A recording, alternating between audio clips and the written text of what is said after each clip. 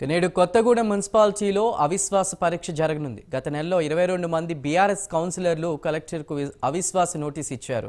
BRS chairman కాపు సీతాలక్ష్మిపై సొంత party కౌన్సిలర్లు అవిశ్వాస నోటీసు ఇచ్చారు. కొత్తగూడెం మున్సిపాలిటీలో 36 వార్డుల్లో 24 బీఆర్ఎస్ కౌన్సిలర్లు, సిపిఐకి 8, కాంగ్రెస్ 1, 3 ఇండిపెండెంట్లు ఉన్నారు. ఇక అవిశ్వాసం నెగ్గాలంటే కనీసం 25 మంది ప్రజాప్రతినిధులు ఉండాలి. ఇప్పటికే అవిశ్వాసం పెట్టిన కౌన్సిలర్ల భర్తలు డిప్యూటీ సీఎం భట్టి సమక్షంలో కాంగ్రెస్లో చేరారు. ఇక అవిశ్వాసంలో సిపిఐ కౌన్సిలర్లు కీలకంగా మారారు.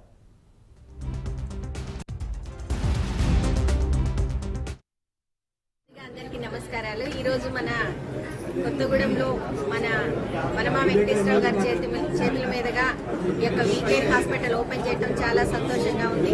గతంలో హాస్పిటల్స్ ఎన్నో ఓపెన్ అయినాయి, అది కూడా ఎమ్మెల్యే గారి చేతుల మీద అయినాయి, చాలా చక్కగా నడుస్తూ ఉన్నాయి.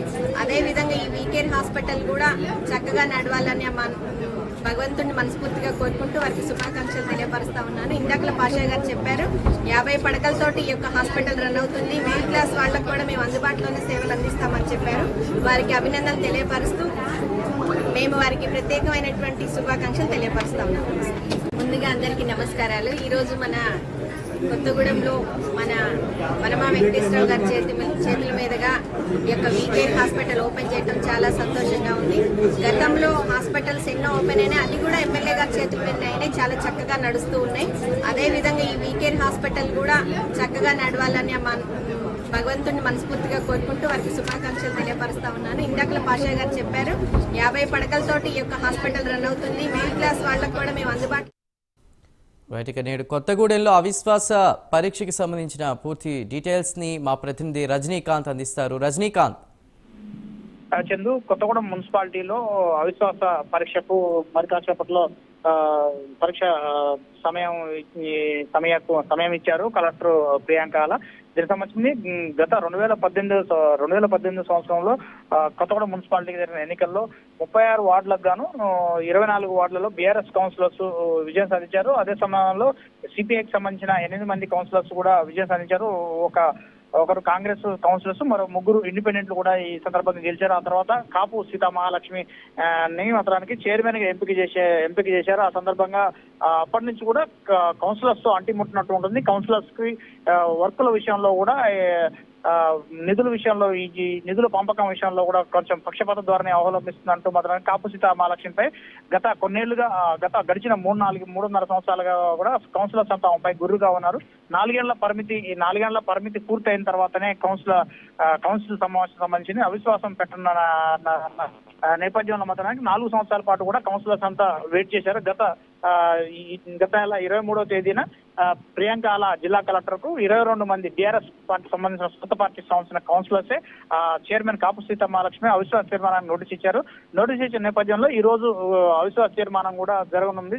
అవిశ్వాస తీర్మానం జరగనున్న నేపథ్యంలో కూడా దీనికి సంబంధించింది కూడా కోరం పూర్తి కావాలంటే, అవిశ్వాసం పూర్తిగా నెగ్గాలంటే 25 మంది కౌన్సిలర్స్, మొత్తం 25 మంది ప్రజాప్రతినిధులు కూడా హాజరు కావాల్సిన సందర్భం అవుతుంది. ఈ సందర్భంలో కూడా 22 మంది కౌన్సిలర్స్ ఎవరైతే బీఆర్ఎస్ పార్టీ సంబంధించిన కౌన్సిలర్స్ కూడా అవిశ్వాస తీర్మానానికి నోటీస్ ఇచ్చారు. నోటీస్ ఇచ్చిన తర్వాత బీఆర్ఎస్ పార్టీ సంబంధించిన వర్కింగ్ ప్రెసిడెంట్ కేటీఆర్, హరీష్ రావుతో పాటు జిల్లాకు సంబంధించిన ఎంపీ వద్దిరాజు రవిచంద్ర కూడా 22 మంది కౌన్సిలర్స్ ఎవరైతే అవిశ్వాస తీర్మానాన్ని నోటీస్ ఇచ్చారో వీరందరినీ కూడా బుజ్జగించే ప్రయత్నం చేశారు.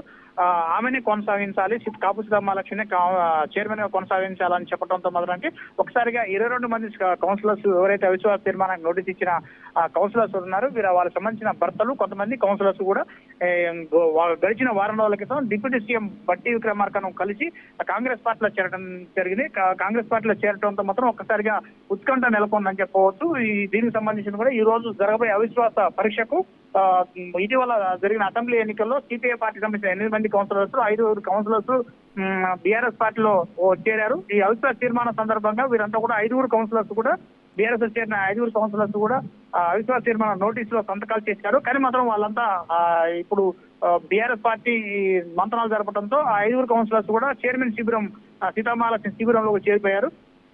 ఈ రోజు కోరం పూర్తి కావాలంటే మాత్రం అవిశ్వాసం నెగ్గాలంటే మాత్రం 25 మంది ప్రజాప్రతినిధులు అవసరం ఉంటుంది. దీనికి సంబంధించి ఇప్పటికే ఈ క్యాంపులు గోవా కావచ్చు, హైదరాబాద్ లో క్యాంపులు నిర్వహిస్తున్న క్యాంపులకు సంబంధించి Congress party deputy CM Mallu Bhatti విక్రమార్కతో పాటు రెవెన్యూ శాఖ మంత్రి పొంగులేటి శ్రీనివాసరావు కీలకంగా తీసుకున్నాడు. దాంతో పాటుగా ఇక్కడ సంబంధించి కొత్తగూడెం ఎమ్మెల్యేగా పొన్నాను సాంబశివరావు ఉన్నాడు. ఇప్పటికే కాంగ్రెస్ పార్టీ సిపిఐ పొత్తులో కొనసాగుతున్న నేపథ్యంలో సిపిఐకి సంబంధించిన 3 కౌన్సిలర్స్, దాంతో పాటు బీఆర్ఎస్ నుంచి కాంగ్రెస్ లో చేరిన 22 మంది కౌన్సిలర్స్ తో పాటు వీరంతా కలిసి దాంతో పాటుగా ఎమ్మెల్యే పొన్నాను సాంబశివరావు కూడా ప్రజాప్రతినిధిగా ఉన్న ఎమ్మెల్యే కొనసాగుతున్నాడు. ఆయన కూడా ఓటు వేసే అవకాశం ఉంటుంది. వీళ్ళందరూ కలిస్తే ఓటు అవిశ్వాసం నెగ్గే అవకాశాలు ఉన్నాయి. కానీ అవిశ్వాసం నెగ్గకుండా చేయాలని బీఆర్ఎస్ కూడా విశ్వ ప్రయత్నం కూడా చేస్తుంది. ఇదంతా ఉత్కంఠ నెలకొన్న పరిస్థితి కనపడుతుంది. బీఆర్ఎస్ పార్టీ కనుక అవిశ్వాసంలో కనుక వీగిపోతే కనుక కాపు సీతామహాలక్ష్మి చైర్మన్ పదవిని వదులుకోవాల్సి వస్తుంది. ఆ తర్వాత అవిశ్వాసంలో నెగ్గిన తర్వాత ఎవరైతే అసమ్మతి కౌన్సిలర్స్ బీఆర్ఎస్ పార్టీ సంబంధించిన కౌన్సిలర్స్ అంతా కూడా కాంగ్రెస్ పార్టీలో చేరారు. వారికి చైర్మన్ కాంగ్రెస్ పార్టీకి, వైస్ చైర్మన్ సిపిఐ పార్టీకి ఇచ్చే అవకాశాలు ఉన్నట్టు కూడా ప్రచారం కూడా కొనసాగుతుంది. Chandu. Right Rajinikanth, thank you.